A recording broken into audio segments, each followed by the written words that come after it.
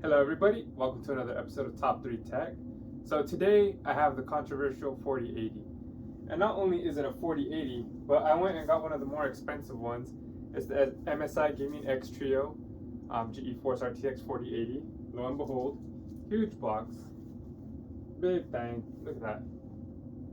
But the reason I got one of the more expensive ones instead of the Founders Edition is to see, well, is it even worth this price? Which I doubt. We all know pretty much the answer is no. But maybe these will go down in price in the future. I'll be able to have it in a review for it for the people that would want to get it at that price. But either way, I am excited to be testing it. Well, let's not have any judgment before we get started, even though there is already a little bias. But you know my integrity, guys. We got this.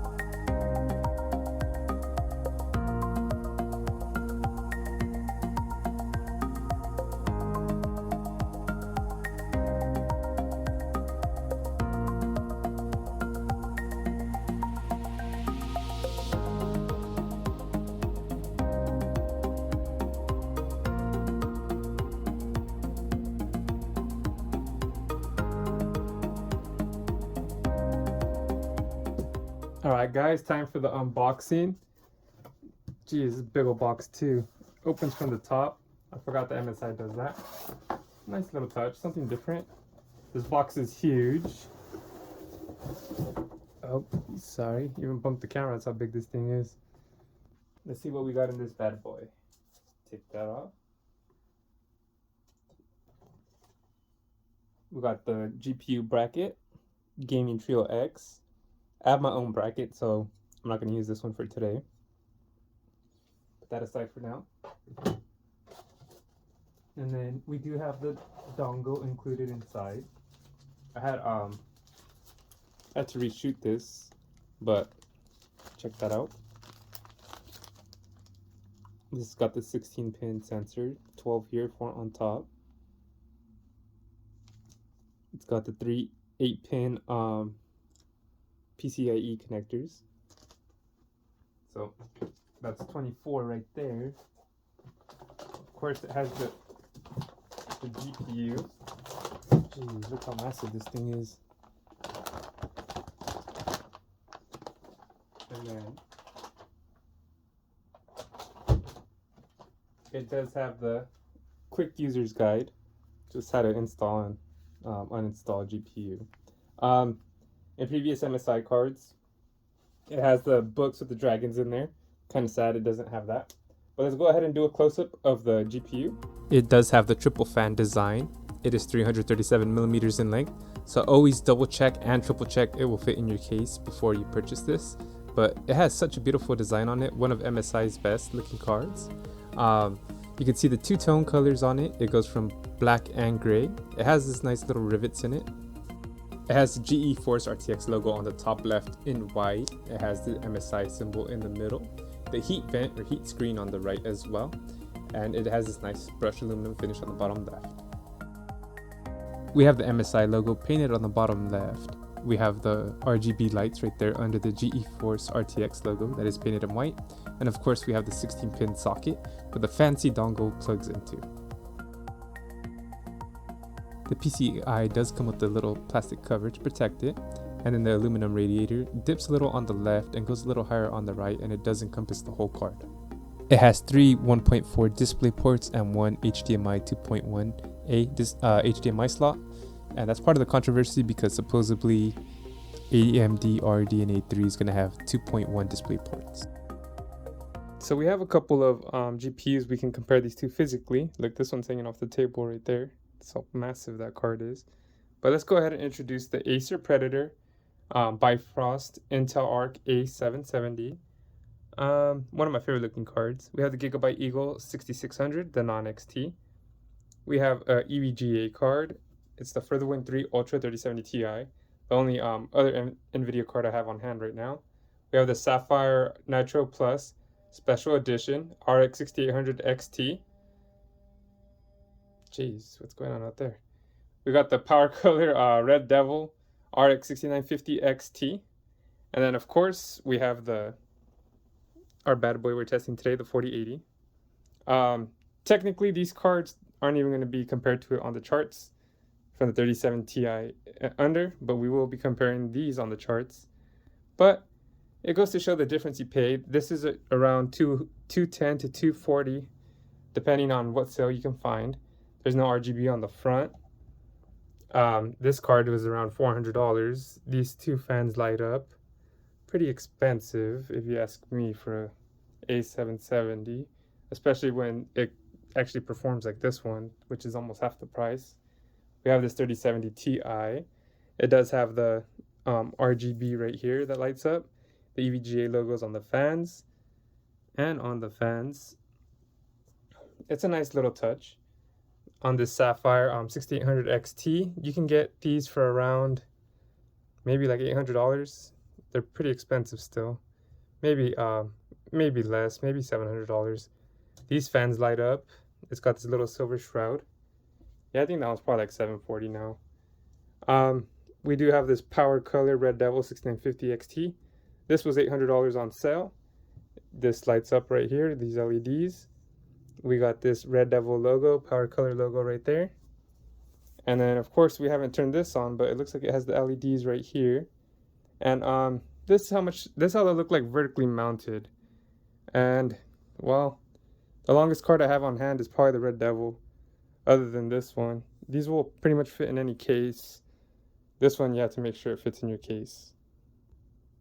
And this is the back of the card. This is probably the most important way we'll see them, just because everyone mostly has their cards in their PCs mounted like this. As you can see, Radeon on the front, Gigabyte on the bottom right. Only 8-pin. Has a heat vent. This is all plastic. Eagle, Gigabyte, let's go. This Acer Predator is all metal. Has the heat vent. I think they call it heat screen, but heat vent makes sense to me, so I like calling it that. Tomato, tomato. Intel Arc on the bottom left. The logo lights up Predator right there. 16-pin socket. You can only control the RGB through the Bifrost software, which is terrible. It doesn't sync up with your stuff. I never like that. It has a heat vent right here, integrated into the metal back plate. So it looks more like a design, which I like. Another plus is it has a BIOS switch. These two don't. Another con about that $400 Intel card, but whatever. And it tells you the which position to switch it on if you want it overclocked or silent. Right here, it lights up as well. EVGA GeForce RTX 3070 Ti. Lets you know what you have. A big thing about NVIDIA, they like to brand their cards. I like that when I'm looking at random PCs. It shows it. This says Radeon. The Sapphire logo lights up when booted. 16-pin socket. This logo lights up as well. Silver finish, metal backplate, heat screen. Very nice card. I like it a lot. That's my personal one, actually. This is for my cousin's build. It's almost done, so I have it on hand until we build it and send it to him. But all metal backplate. Oh, I forgot to mention the BIOS switch there. BIOS switch here tells you overclock or silent. Logo lights up red. Logo, or not logo, these little white LED bars light up and controllable. And then this is a 24-pin socket. So you can power this bad boy pretty good. As you can see, the radiator or the aluminum fans go pretty much all the way. But they don't. Not like that 3070 Ti, or unlike this 4080, which reaches all the way to the end. Love the black finish on it. It has a little heat vent too, as noted before. All black. But everyone likes different designs. I really do like this new 40 series design though. Can't wait to see it on the lower tier cards. But let's go ahead and see how this looks like in the PC case. Well guys, you want to see a jerry-rigged vertical mount? Let's go. So this is how it would look like if you had it vertically mounted. the 3 lights in front. The logo GeForce doesn't light up, but the MSI does. So that's how it would look like if you vertically mounted. But I'm gonna go ahead and rearrange this better in the PC case. Hopefully it fits, but we'll find out.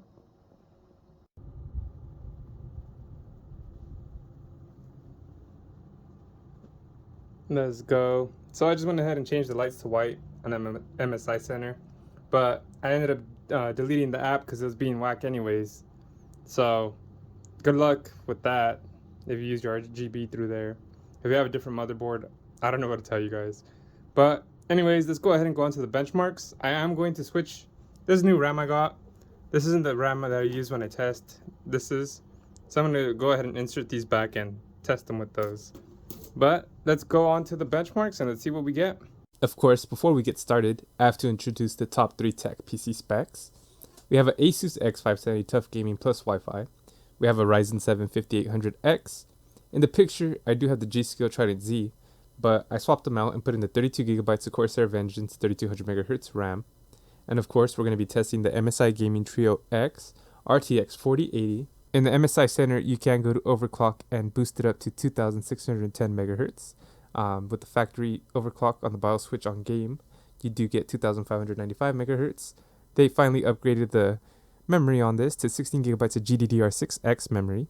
It is on the Lovelace architecture, and it is recommended a minimum of 750 watt PSU, but it says 850 would be nice, so you can't go wrong either way, I guess. And before we go on to the benchmarks and the GPU temps, I just want to let you guys know that DLSS is on. It's not DLSS 3 because that hasn't been made yet. FSR is on, but only if it has 2.1 or 2.2 in the available application. And XS is on as well, but that doesn't really factor into this. And also the drivers are older. When the 4080 came out, it released new drivers which gave 5% increase in some games, and most of it was in 1080p where it got a big performance anyways. But just want to let you guys know, since I don't have any 3090s, 3080s, 3080 Ti's, 3090 Ti's, or anything like that. So just to give it a fair comparison.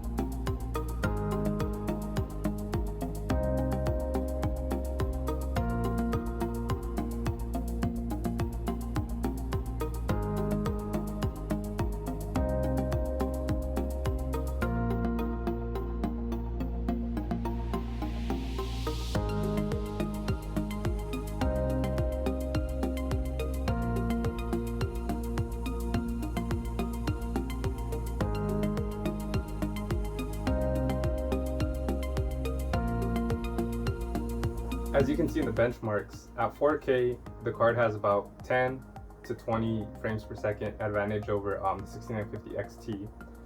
The 3090 Ti did about the same, a little bit better, or a little bit worse than the 6950 XT. So we can kind of compare that. It has about a 10 to 20 frame per second advantage on that as well. Since you're paying about $500 more than the 6950 XT, or I'm not too sure how much 3090s are going for right now, but even then, you're still paying a lot more. It doesn't seem like it's quite worth it at that price. But at 1440p, it had about a 10 to 20 frame per second advantage, but it did get blown out of the water in some games, like Tomb Raider especially. But if you're buying this card for 1440p, you're still paying way too much money when you can get a cheaper alternative. So I wouldn't recommend this card at that price for the performance, but like I said, if it drops down, this card might be pretty good, but we have to wait and see. When we go to ray tracing, it's a different story. So the 3090 Ti Founders Edition did have 10,752 CUDA cores, and this one only has 9,728. I kind of forgot that number off the top of my head, but it's still a lot. You would think it did have more than the 3090 Ti though, since it is around the same price range, but I guess that's what the 4090 is for. But it does game pretty good with ray tracing on. Cyberpunk is pretty much unplayable for the 6950 XT and the 6900 with ray tracing on, at least at 4K, and it gets around 30 frames per second with 1440p with ray tracing on, which is pretty bad. I wouldn't recommend either of those for ray tracing. And unfortunately, I don't have a 3090 to compare them to, so that kind of sucks. I didn't really test out ray tracing in the past because it wasn't really an achievable feature to enjoy your games, but with these new cards coming out, I pretty much have to test them because you can at least get a solid 30 frames or 60 frames depending on the resolution and depending on the game. It did blow the AMD cards out in Port Royal, and the Tomb Raider, it has a solid advantage as well. But we did see the 6900 and 6950 XT win in one of the games, and that's with the at 1440p. Far Cry, surprisingly, is an AMD game, so I could see why it did better. But I was shocked. But I still don't believe in ray tracing, especially with DLSS on. I feel like it kind of cancels it out. You're trying to get better graphics, but you're also getting something that reduces image quality with DLSS on. So those kind of wash out. I wouldn't recommend that, but people like to get their ray tracing and high frames on, so why not? If you like that, this card might be for you. A lot of people like to make fun of the 4090 because of its power consumption, using up to 500 watts of power to power that thing. But surprisingly, this card doesn't use as much. It only uses 320 watts max. And when you compare that to the 6950 XT, the MSI Gaming X Trio, it uses about 335 to 340, which is a lot more than this card. It actually surprised me. It said that you only need a 750 watt PSU, recommends a 850. I don't know why they wouldn't just say you need that. But either way, it seems like you can get away with that. But it doesn't use too much. That's a good thing. People like to say NVIDIA is not good at saving power, so that is in its favor. So I applaud them for that. One of my favorite things about this card and about the Intel RK770, this is the Acer Predator by Frost version, is the Av1 encoder. It's somewhere in here. But the Av1 encoder is better than the H.264 because the memory size of the videos are smaller and it takes up less space, which is good. But when you're rendering a 4K 60 frame per second 19-minute video, it took 32 minutes to render with the H.264. With the Av1, it took about 19 minutes. And not only is it good for rendering, but supposedly it's the future of streaming. I don't think OBS is compatible with Av1 yet. Supposedly it will be. But until then, I can't really say it's good for that. But they say that you'll be able to render 1080p streams way better than now, and that the 1440p streams will be able to render like at the 1080p bitrate. So we will see about that, but nothing really supports it. All you can do on OBS right now is record with it, and I heard that YouTube takes forever to encode the AV1 videos, so I haven't really risked that. But it's supposed to be a great feature for streaming, and we'll find out, and I'll update you on that when I can. With the 4080 being the same size as a 4090, I could see why the temperatures stay pretty cool. So applause to that. When I was running Modern Warfare 2, that game runs very hot on every GPU I've tried, and now with the 4080 series, it ran at a good temp, but it has the 4090 cooler on there and the 4090 everything else. So it is a massive card. I do expect it to be cool because of that, and also the fans are quiet. I wasn't expecting that. Normally, I don't really measure the fan noise just because I don't really care too much about fan noise. I have headphones on or I have my speakers on when I'm gaming it, so I don't really pay too much attention to it. But I know people care about that. But at the end of the day, that's not really gonna factor in my decision whether I'm gonna buy a card or not. So it's a quiet card for anyone wondering. When I have it at 70%, I could I could hear it, but not as bad as other cards. Those things were. They sound like bumblebees. This one. So some of the issues I did have with this card, this has to do with all MSI products to me, is the MSI software. MSI Center was terrible. It messed up my RAM. I gotta figure out how to reprogram that after I'm done with this. But unless you have an all MSI build, I would not recommend getting an MSI GPU if you don't run MSI Center. It messes up all your RGB stuff, and if you don't have the MSI Center ecosystem, stay away from MSI GPUs. Many people are having problems with the display ports on this card. They are at 1.4A. AMD did announce that their cards are going to have 2.1 display ports. The 1.4 does play 4K at 120 Hz, but since NVIDIA is saying their cards are able to perform higher than 120 Hz or 120 frames at 4K, it's kind of odd that they did not include the new slot in there. So AMD got the one up there. To me, it's not too big of a deal. The games they play aren't that don't get close to getting that many frames, but I mean, your competitors have it, you need it, might as well future-proof yourself. Not too many monitors right now have 2.1 display port slots, but they are going to make a bunch of them with it. So I mean, that's an L there, and you're spending a lot of money on this card, so why not have it? The reoccurring theme that I find with this card is that it's too expensive, and I understand that there's people that can afford to buy whatever GPU they want, so this might not be that much of an issue. But if you're already spending this much money, you might as well go for the 4090. I understand it's about a $300 difference. I also understand that supposedly the 4080 in Europe is going to be dropping by $100, which does make it a little better, but at this price range, you might as well go for a 3090 Ti, 3090, 6950 XT, or 6900. The difference that you get in performance between this and those cards is not too much, especially when you consider you're spending about $500 to $300 more, depending on what card you get. So I would either hold off and save for a 4090 or get a 6950, a 3090, 3090 Ti, or 6900. You'll save a significant amount of money and you'll get similar performance. I did like this card. I enjoy it. It's fun, but I can't really recommend it, especially at this price. Maybe get the Founders Edition or the PNY one. I think it's similar to the same price as the Founders. But if this ever goes down, I hope that it goes down at a good price and it's competitive. We do have the 7900 XT and the XTX coming out. That might drive it down lower too, but NVIDIA rarely does drop down in prices. Look at the 30 series. Those are still pretty expensive, especially compared to AMD. So hopefully this video helps you out, whether that's in the present or the future. I appreciate you guys tuning in and watching this. This was Top 3 Tech. I'm Jerry, and peace out, guys. Thank you for watching another video from Top 3 Entertainment. I hope you hit like and subscribe. Also, I'm going to have a recommended playlist, a recommended video right here, so make sure to click that as well. I appreciate you guys tuning in, whether it be to the Top 3 Tech, Top 3 Gaming, or the Why Not Me podcast. You guys are dope. I hope to see you guys in the next video. And of course, let's grow this thing together. Peace. Peace. Peace.